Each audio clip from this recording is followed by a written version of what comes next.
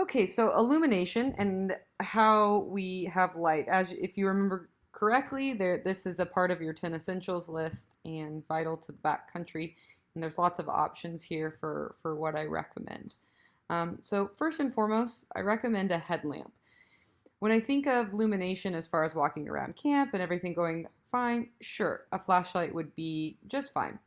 But when we think of it from a 10 essential standpoint and in case of emergency, how nice it is that when something's going wrong, that I'd be able to be hands-free in order to solve the problem. So a headlamp, if people don't mind, is what I recommend to students or first-time backpackers. Okay, all illumination is rated in lumens. So the higher the count, the brighter the light. Okay, so if you're 300 lumens, it's going to be brighter than 150 lumens. And a lot of times, that's what you're paying for, is how bright the headlamp is. Okay, and as well as some of the other features, which I'm going to get into here right now, is now there are some headlamps and some flashlights that just shine one light at whatever lumens. Some of the features that are really nice that you pay for is if you can change the brightness on your headlamp, which I recommend. That's nice at night. And then finally, I would never buy a headlamp that did not have a red light. Okay, so most of those are going to have that change. So you're going to have your brightest light. You can dull it or change it accordingly, and then you also would have that red light option. The nice thing about the red light option is that bugs can't see it. So when there's bugs out at night and I want to go to the restroom or clean up my dinner or whatever the case may be, I can use the red light to see and not attract bugs. So to me, that extra $10 is well spent considering how long headlamps work. Now, when purchasing a headlamp or a flashlight, you can do rechargeable, you can do battery, or you can do a rechargeable battery. Okay, or rechargeable and battery. I'm sorry. My recommendation is a rechargeable system because it's typically lighter, and with all the technology that we have now, most people hike with some sort of solar setup or extra battery to charge their devices. And since you're going to use that for your phone or your communication device, why not for your light as well instead of carrying extra batteries, okay? Because we always have to have some way to recharge our illumination device. And so I recommend, like I said, that rechargeable option, but it's usually a little bit more expensive and definitely up to you. That BioLite is the best headlamp I've ever used. So that's my go-to and what I would recommend if people are looking to purchase a new headlamp. As far as solar is concerned, you'll notice this picture on the screen. So many different solar options these days, but these are basically blow up or different options too where you actually pull them apart. But these are really lightweight blow up lanterns. Really common and what we see a lot in the backcountry these days. I recommend it. They're anywhere from $15 to $30, and you just throw them on the outside of your pack while you hike, and then you have a way of reading at night, a way of lighting up the camp, things like that. But that's kind of the new fun thing that people are using. Let's talk about gear from an entire standpoint and what we wear. So we have our base layer, our mid layer, and our shell or our outer layer. Our base layer is what's directly on our skin. With our base layer, we want this to have some sort of wicking material, and we want to avoid any kind of cotton. I will say, as much as some people might not agree with me, there are some benefits to cotton shirts when it's really hot, because if you are sweating a lot, the cotton's going to hold on to that moisture and it's going to help keep you cooler. But if we're talking about anything where it's cool mornings or winter or anything like that, you want that wicking away because cotton's, like I said, going to absorb that moisture. You want to be able to have wick away that moisture so we can help stay warm and prevent any sort of rubbing or blistering, things like that. Okay. The mid layer is going to be your warmth layer. So maybe this is a fleece jacket or pullover. Maybe this is a down jacket whatever the case may be. Maybe this is your sweatshirt, but this is what we're going to use to actually keep us warm. Finally, your outer shell is going to be your protection from the environment. In the Sierra, it gets so hot in the valley in the summer that we will have a lot of times thunderstorms in the summer, and that usually comes with some sort of rain or sleet or hail. And so even though it's for a short period of time, you want some sort of protection from that. This is also great for warmth at night because wind can't penetrate it as much, and so it helps to keep you warm, or in the case of the Sierra, protect you from those darn mosquitoes. Okay, so you want to have all three of these layers on the top as well as the bottom if you can, but at least the top part of your body. And this goes all the way down to your underwear, right? So no cotton, only wicking materials. As far as shoes are concerned, there's a huge variation. There's backpacking boots, hiking boots. There's now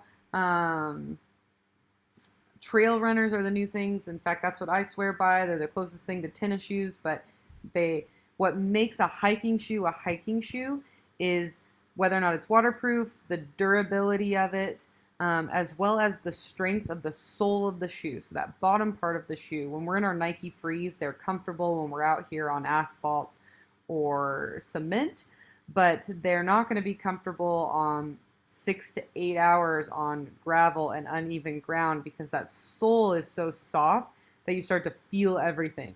So invest in a good pair of hiking shoes.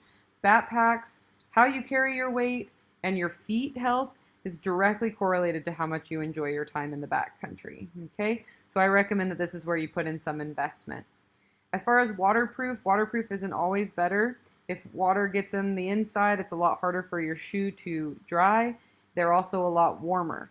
So make sure that you're purchasing, not paying more for features that you might not even want on your footwear.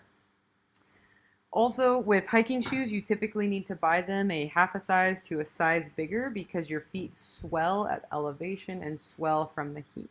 Okay?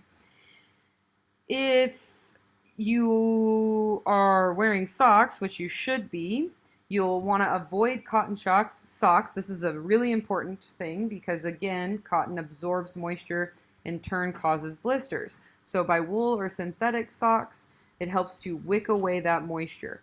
Good quality hiking socks cost a lot of money, but they last a really long time, worth the investment for that feet health, okay? Liners, I swear by liners. Some people hate them and don't care. In fact, my liners are toe sock liners that help prevent any sort of blistering in between my toes as well. So invest in good quality footwear and good quality socks first and foremost. If you're getting into hiking, that's the first thing you want to do. Communication, I said I would talk about this. This is kind of that 11th essential. And so there's two separate options. There's an SOS device that just sends a single SOS signal. Something goes wrong, you send a signal. Whatever that signal is set up to is maybe it's to search and rescue, and they'll just get a signal with your location saying that something is happening. The recommendation from Search and Rescue and the Forest Service is to have a two-way communication device, and that's because it's really beneficial that if something goes wrong that you're able to communicate with rescuers, not only to give them updates, but to also tell them what you need help with. There's a big difference between a heart attack, a broken leg, my arm is stuck under a boulder, whatever the case may be. Being able to communicate back and forth is going to help them to bring the proper rescue for you, okay? So I recommend the Garmin InReach, which you'll see on the right side of the screen. For lots of different reasons, you can do a two-way communication SOS device. You can track yourself. You'll notice on the screen that you can track and use the mapping guide and mapping system. You can also send two-way messages to people back home. You can post to Facebook if you really wanted to, okay? You can't send pictures and you can't hear back from people on Facebook, but you can at least post your location and what you're doing. But the really neat thing about this device is you can either pay per year or you could pay per month, and there's 4 different plans to pick from. Okay, so the nice thing about this is I could pay to be able to send 10 messages a month, or I could pay for unlimited messages a month. So it's pretty neat to have access to that, and it's nice that if you only find yourself in the backcountry during the summer months, then you only have to pay for those months. So huge recommendation if you get into this, really life-saving. You can even pay for insurance to where the first 200, you can pay $20 for the year, and the first $200,000 of a rescue, you have insurance on that, so you don't have to pay for that. So lots of really good devices here.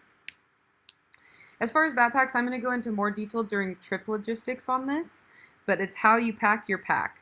The big things I want to talk about here is that there is absolutely a difference between men's and women's packs, very similar to sleeping bags. There's absolutely a difference, okay? So women's packs are typically going to have hip belts that tilt outwards for our hips that are widened, right, for childbirth. So instead of having those straight hip straps, you now have hip straps that are geared towards what you need.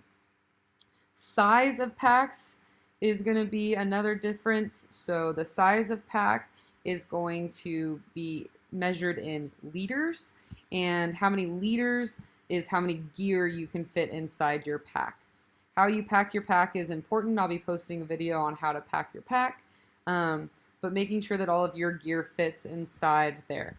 35 to 55 liters is typically a 1 to 3 night stay, and 45 to 75 liters is a multi-stay. I use a 65 liter pack for a 220-mile hike that I did a couple summers ago. So pretty neat. You can, a lot of times, the only thing that changes in size is the amount of food that you're carrying, okay?